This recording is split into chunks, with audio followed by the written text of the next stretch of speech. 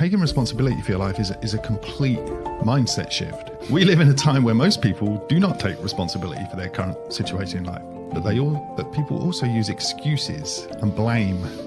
They blame other people or events for their situations. The thing about the victim mentality, blame, and excuses is they give us a person, an event, or an environment that we can point to as the cause for our lack of success or happiness. And everyone seems to have an excuse of why their lives have turned out a certain way. People say all the time, like, I got screwed by my ex-wife or ex-husband, and that's where I am where I am. And because if you're not taking responsibility for where you are, then you're basically telling yourself there's nothing you can do about it. So why do anything? If you choose to take responsibility for your reactions to the events that happen to you, then you are in control.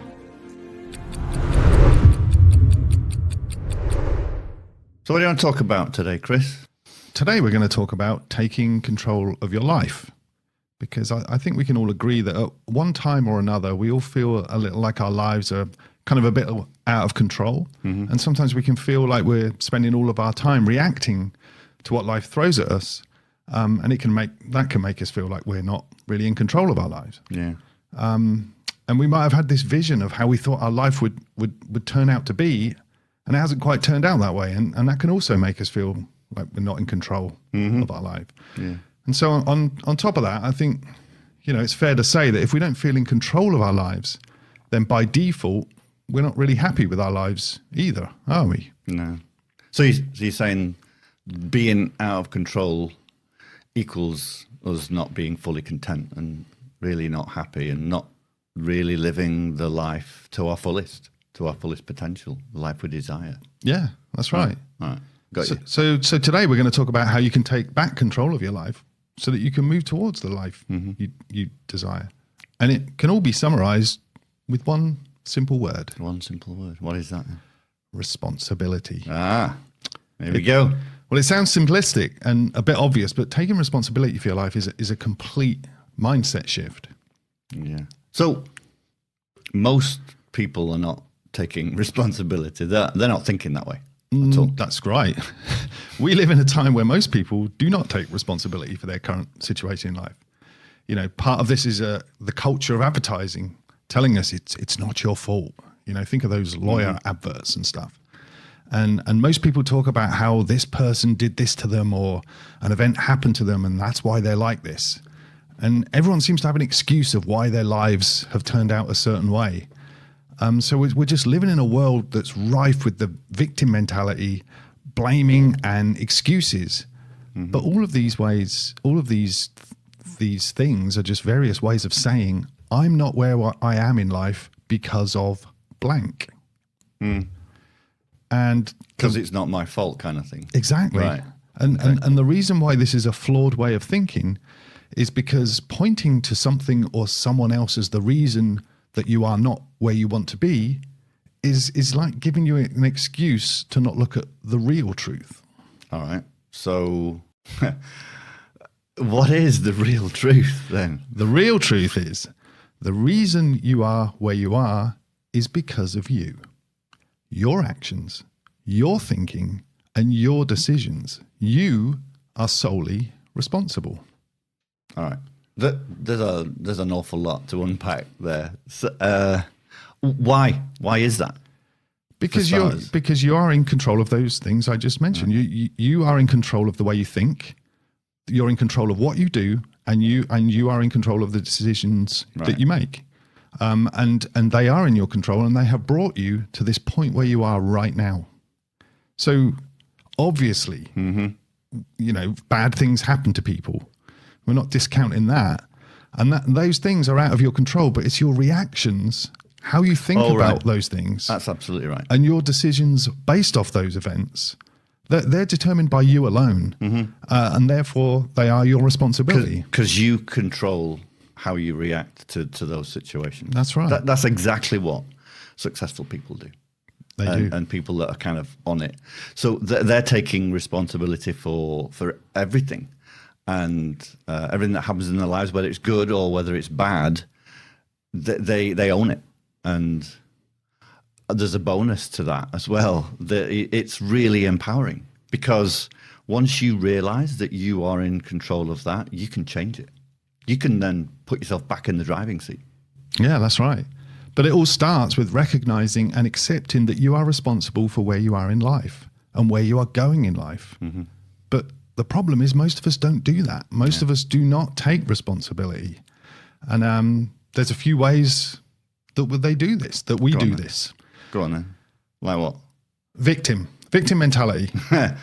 We live in a society where victim mentality is rife. The news, there's always someone being interviewed about something bad happening to them, and there's serious things that happen. But if you watch local news here in the States, there's some stories that are a bit laughable where the so-called victim is interviewed, and they've been denied access to an airplane because their emotional support peacock wasn't allowed on or something like that. Didn't that actually happen? Yeah, that happened. Peacock. That was beyond belief. Yeah, and like social media, the internet is full of this. Look, everyone's got some reason, some person or something that has caused them an injustice. Right. That reminds me of weight loss adverts. You see, the worst thing that they say is you're overweight, but it's not your fault. Lawyer adverts do the same thing.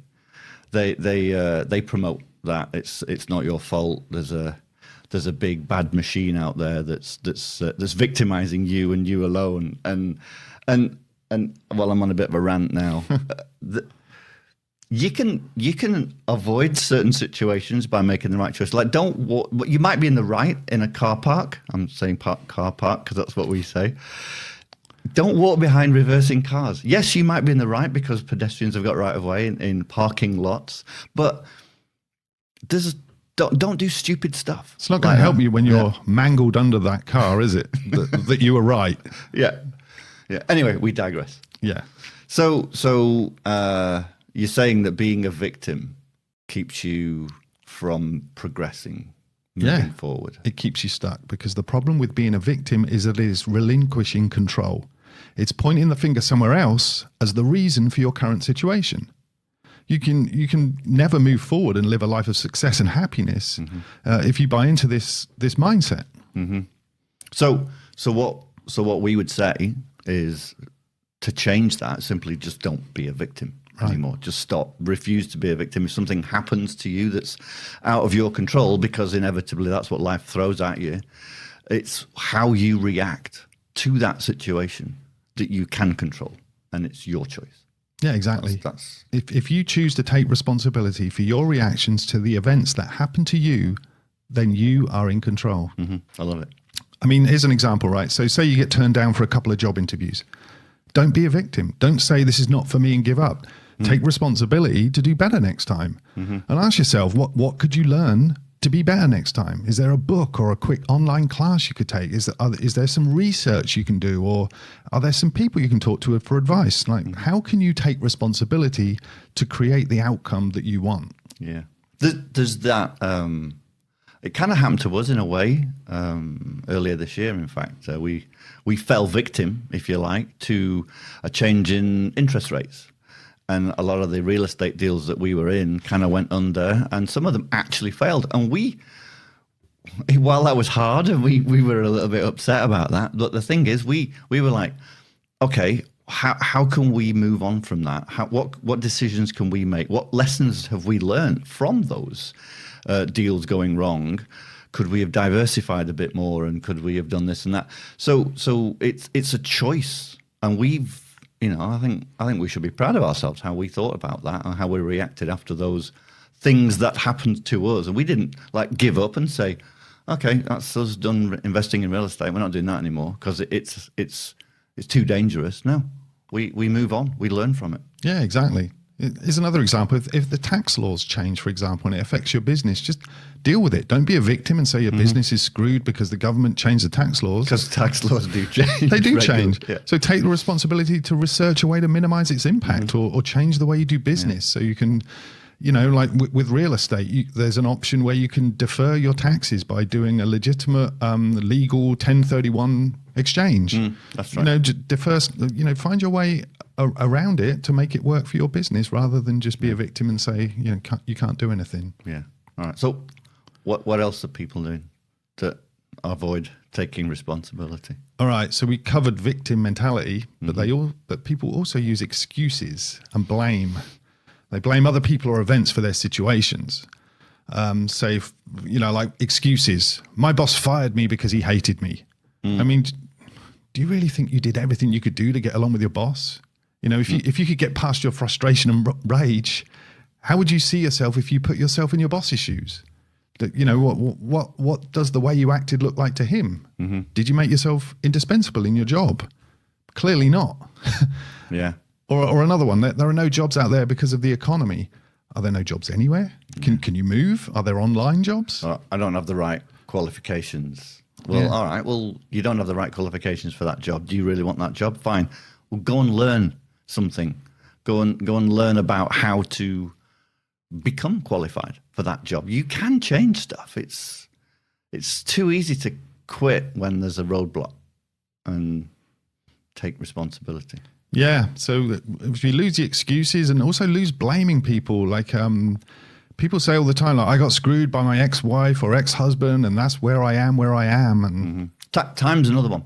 Time's a great excuse. Time's a reason why I think we were a little reticent. I was a little reticent to start doing a side business so many years ago. I've got a family with kids, and at the time kids were in school, you're running around taking them to ballet or wherever, and that was an easy excuse to make. That was an easy reason to say, well, I can't do that. I've got a full-time job and I've got to deal with all the kids as well.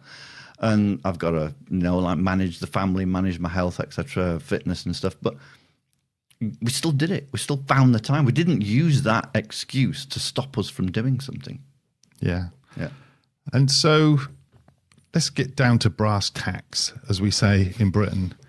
The thing about the victim mentality, blame and excuses is they give us a person, an event or an environment that we can point to as the cause for our lack of success or happiness.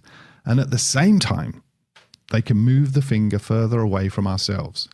They let us off the hook and make us feel okay about not progressing towards a better life. But it's out of our hands. It's out of our hands. Yeah, I get that.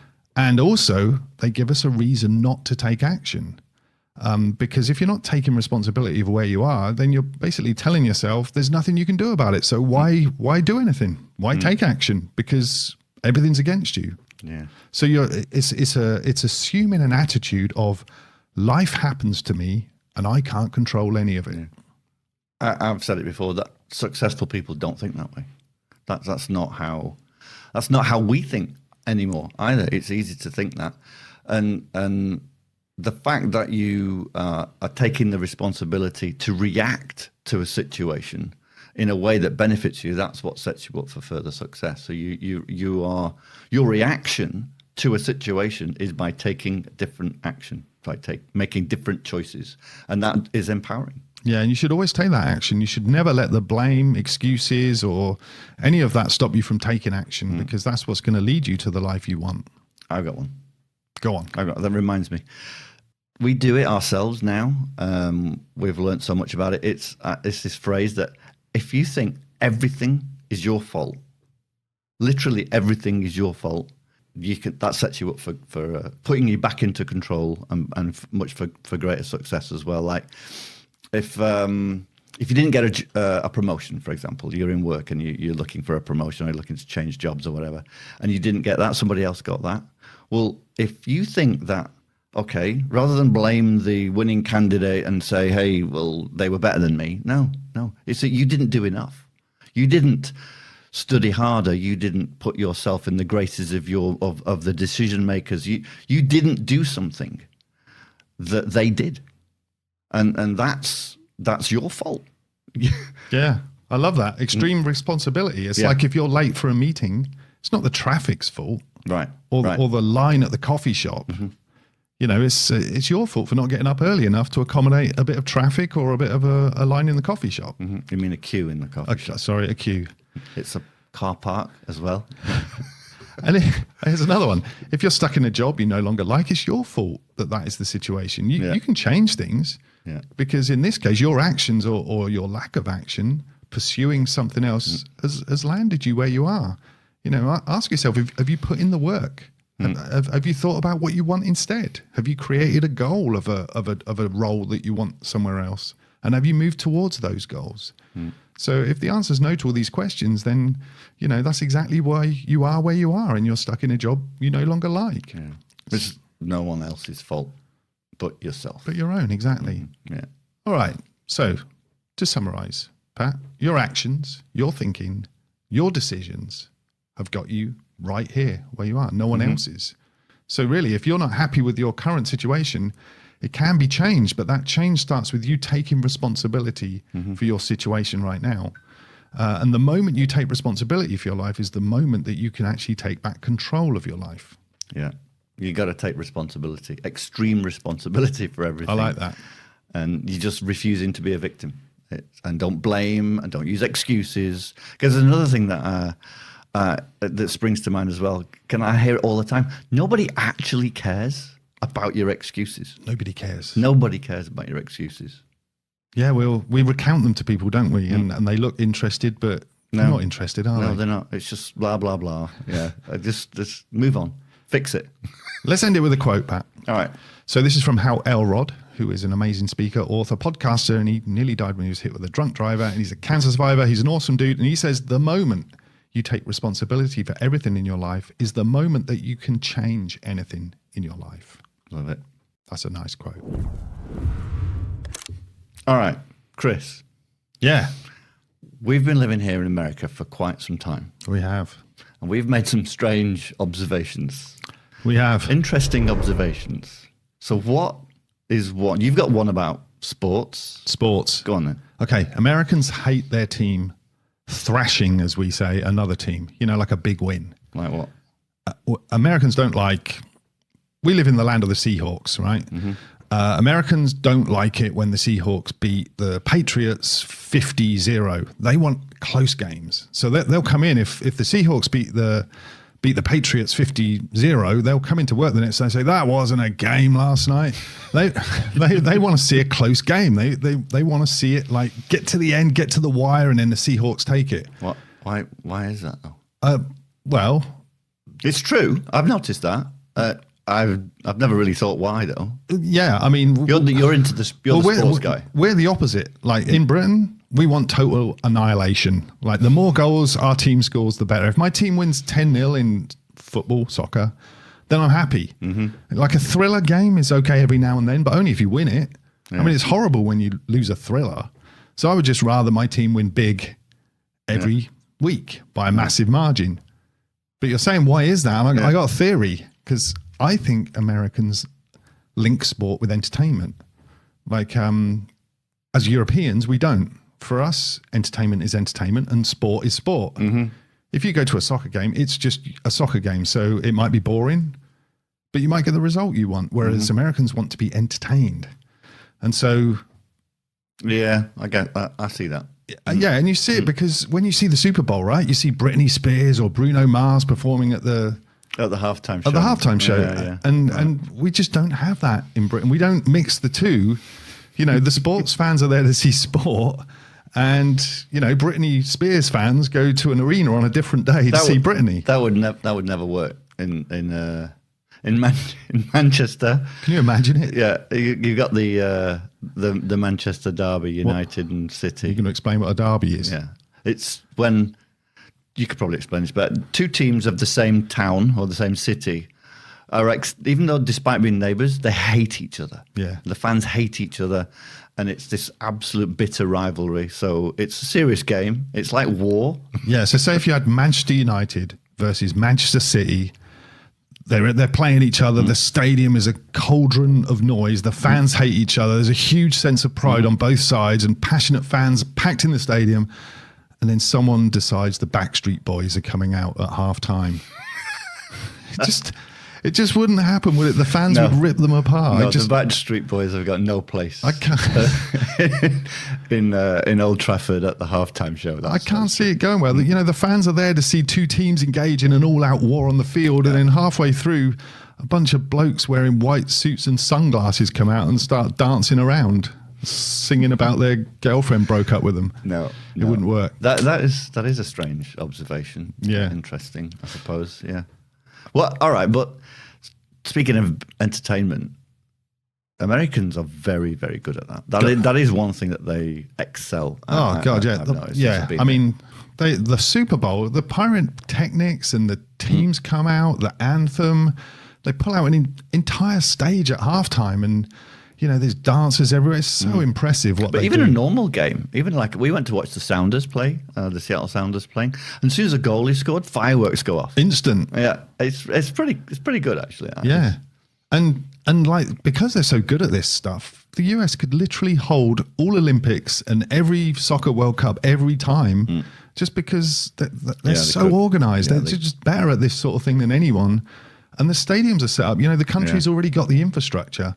So they just know how to do it, don't they? They just know how to do it. Yeah, they're good at that. Yeah. Okay, so that's it for the podcast today. We talked about taking extreme responsibility for your life, right, Pat? Mm-hmm. We talked about how the US should hold all the Olympic Games and every World Cup, and we established that the Backstreet Boys have no business being on an English football field. Thanks for tuning in. If you like what you heard, please like and subscribe so you never miss another episode. Also, check out our social media content for more ways to avoid being middle-aged and miserable.